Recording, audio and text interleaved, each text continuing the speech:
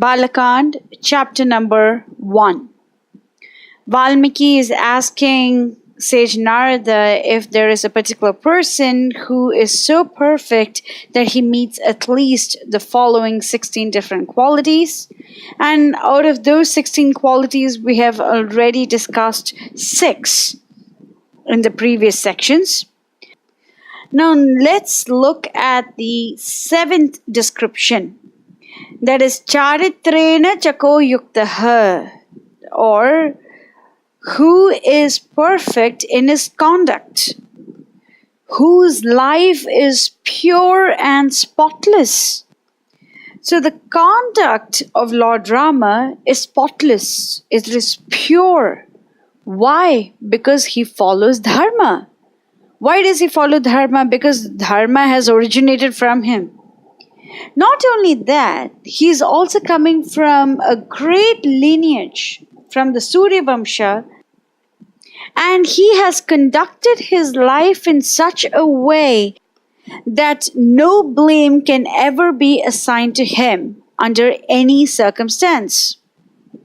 So people who do question certain activities of Lord Rama, such as why did he have to kill Shambhuka, or why did he send Mother Sita off to the forest, all these people haven't read Valmiki Ramayana, because if they have read Valmiki Ramayana, they can never entertain such doubts about the conduct of Lord Rama. So perfectly spotless is his conduct. Charitrena cha yuktaha. It's so perfect. Keeping this definition in mind, we need to read certain controversial topics such as Valivad, or why did Rama kill Shambhuka, or why did he send Mother Sita off to the forest. All these topics are going to be mentioned in great detail in the consequent cantos. However, we need to keep this particular quality in mind when we read those. This is a major reason why we should not read cantos or chapters in isolation. It is good if we start from the very beginning so that our consciousness is raised. Unless and until our inner consciousness is raised, we cannot understand such topics. So, bearing in mind that Rama's conduct is always spotless, if we were to read certain so-called controversial topics, we will understand that there is no controversy in them at all. It's perfectly clear. Now let's go to the 8th characteristic. Sarva bhuteshu ko hitaha. Sarva bhuteshu hitaha. Sarva means everything. Bhuteshu means living entities. Hita means well-being, the one who is benign. So Rama is a person who ever seeks the highest good of humanity and of himself here and hereafter. He is concerned about the well-being of all living creatures. Now let us analyze this. In Bhagavad Gita 5.29, Lord Krishna says, Bhoktaram yagnatapasam sarvaloke maheshwaram suhridam sarva bhutanam jnatva mam shantam rachati. The sages, knowing me as the ultimate purpose of all sacrifices and austerities, the supreme lord of all planets and demigods, and the benefactor and well-wisher of all living entities, attain peace from the pangs of material miseries. So we are particularly concerned about the statement Suhridam Sarva Bhutanam. That means that the benefactor and well-wisher of all living entities. In Srimad Bhagavatam, Canto 1, Chapter 8, Verse 28, Mother Kunti offers very beautiful prayers to Lord Krishna, and she says, Manye tvam kalam ishanam anadi nidhanam vibhum samam charantam sarvatra bhutanam yan mituh kalih. My Lord, I consider your Lordship to be the eternal time, the supreme controller without beginning and end, the all-pervasive one. In distributing your mercy, you're equal to everyone. The dissensions between living beings are due to the social intercourse. A part of the purport is as follows. Kunti Devi knew that Krishna was neither her nephew nor an ordinary family member of her paternal house. She knew perfectly well that Krishna is a primeval Lord who lives in everyone's heart as a supersoul, Paramatma. Another name of the Paramatma feature of the Lord is Kala or eternal time. Eternal time is the witness of all our actions, good and bad, and thus resultant reactions are destined by Him. It is no use saying that we do not know why we are suffering. We may forget the misdeed for which we may suffer at this present moment, but we must remember that Paramatma is our constant companion and therefore He knows everything, past, present, and future. And because the Paramatma feature of Lord Krishna destines all actions and reactions, He is a supreme controller also. Without His sanction, not a blade of grass can move. The living beings are given as much freedom as they deserve, and misuse of that freedom is the cause of suffering. The devotees of the Lord do not misuse their freedom, and therefore they are the good sons of the Lord. Others who misuse freedom are put into miseries destined by the eternal Kala. The Kala offers the conditioned souls both happiness and miseries. It is all predestined by eternal time. As we have miseries uncalled for, so we may have happiness also without being asked, for they are all predestined by Kala. No one is therefore either an enemy or friend of the Lord. Everyone is suffering and enjoying the result of his own destiny. This destiny is made by the living entities in course of social intercourse. Everyone here wants to lord it over the material nature, and thus everyone creates his own destiny under the supervision of the Supreme Lord. He is all-pervading, and therefore he can see everyone's activities. And because the Lord has no beginning or end, He is known also as eternal time Kala. What is explained herein by the devoted Kunti is exactly confirmed by Lord Krishna himself in Bhagavad Gita 9:29. There the Lord says, Samoham sarva bhuteshu na me dveshosti na priya ye bhajante tu mam bhaktya mayite teshu chapiyaham. I envy no one, nor am I partial to anyone. I am equal to all. But one who renders service unto me in devotion is a friend, is in me, and I am also a friend to him. God cannot be partial. Everyone is God's son, so how can God favor one son above another? That is not possible. But human beings discriminate. We write, in God we trust. But one who trusts in God must be equally kind and merciful towards all living entities. This is God consciousness. Krishna says, I have no enemies, nor have I friends. Na me dveshosti na priya. The word dvesha means enemy. We are envious of our enemies and friendly towards our friends, but because Krishna is absolute, even when he appears to be inimical towards some demon, he is actually a friend. When Krishna kills a demon, the demon's demonic activities are killed, and he immediately becomes a saint and merges into the supreme impersonal effulgence, the Brahma Jyotir.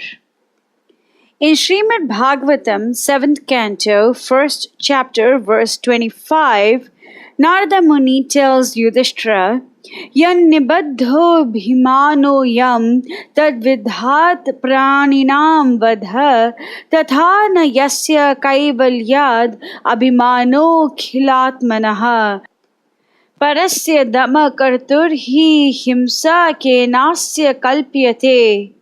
Because of the bodily conception of life, the conditioned soul thinks that when the body is annihilated, the living being is annihilated. Lord Vishnu, the Supreme Personality of Godhead, is the supreme controller, the super soul of all living entities.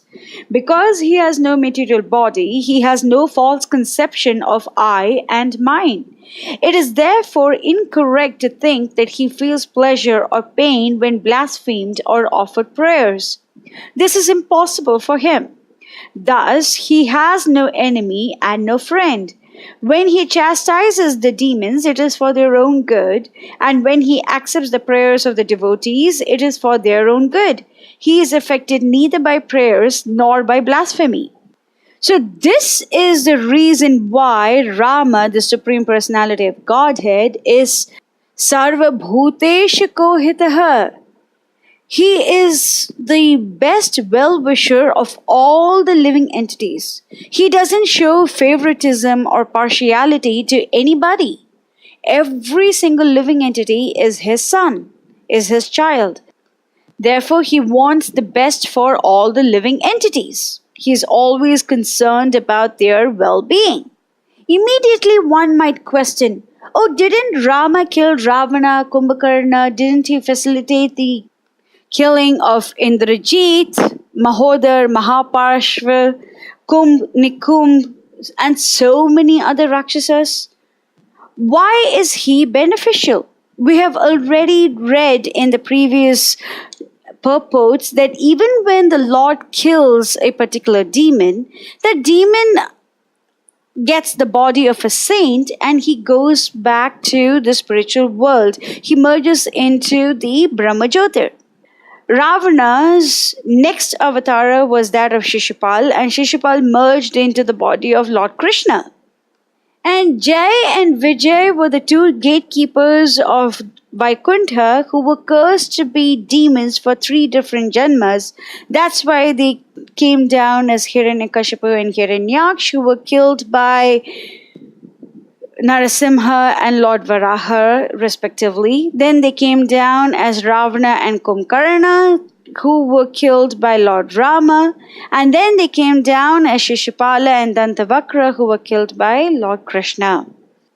In a lecture on Srimad Bhagavatam 1.8.29 given in Los Angeles by Srila Prabhupada, he says, in the Vaikuntha world, there is no possibility of fighting because everyone there is engaged in Krishna's service, with whom he will fight.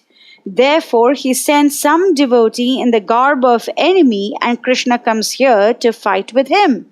At the same time, to teach us that becoming enemy of Krishna is not very profitable.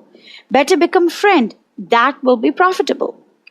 So even the demons that we see in our scriptures were originally devotees. Their true nature is that of a devotee of Lord Rama, of Lord Krishna. And because the Lord wants to exercise his fighting nature, he sends some devotee in the garb of a demon and fights with him. Now let's look at this phrase from another angle. Sarva Bhuteshu Hitaha. We have already taken a look at the fighting nature of the Lord. Now let us look at the kindness of the Lord. Rama knows everything. Let's keep that as a guarantee. He is Sarvagnya. He knows everything. Therefore, he knows that King Dasharatha cannot survive without him for a very long time. And Dasharatha pleads and requests Rama not to go to the forest, and yet Rama happily goes to the forest so that his father's word is honest. His father is true to his word. Therefore he, and as we know, Mother Sita and Lakshmana go off to the forest. And King Dasharatha, as we will learn in Ayodhya Kand, dies around 6 days after Lord Rama's departure. So, was that beneficial to King Dashrath, that he had to die thinking about Rama? Actually, yes. Death of a devotee is also very auspicious.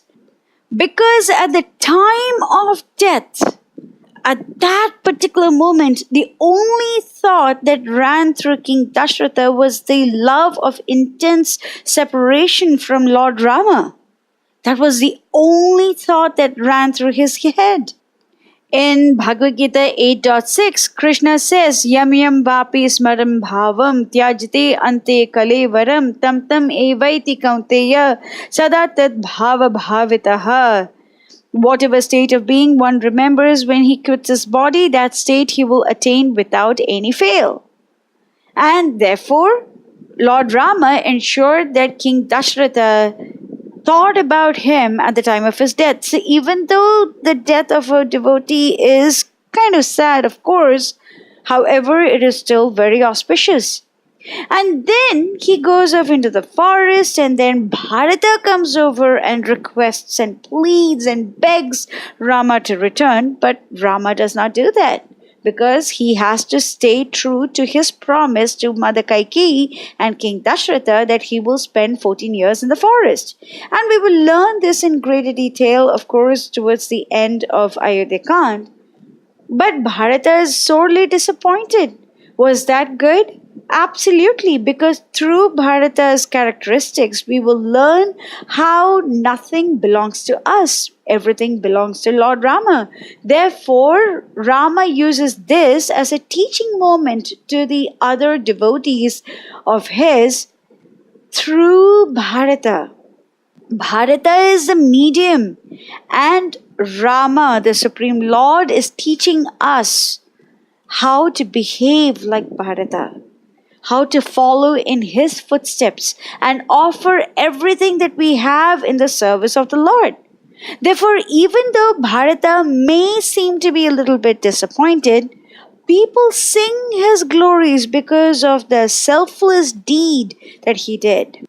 Then we may think, oh, he went off to the forest and he was walking barefoot and Mother Sita was also with him. How is that beneficial? It is very beneficial because so many sages were able to see the combined murti of Rama and Sita. It is the best, absolutely the best form of the deity, that we see him with Mother Sita.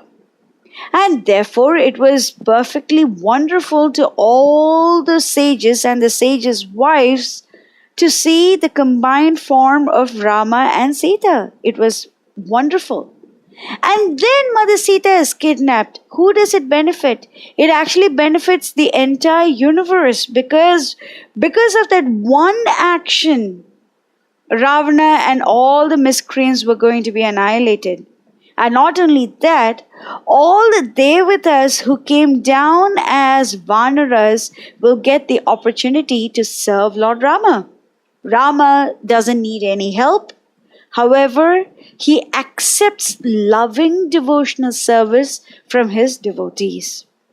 Therefore, every action of Rama drives home the fact that he is extremely kind and he thinks about the welfare of all the living entities, not just one or two, but every single living entity is very close to his heart. Why? Because all of us are part and parcel of him. This is why Rama is Sarva Bhuteshu Hitaha, the one who wants the best for all the living entities. We will continue the detailed description of the Lord's characteristics in the next section.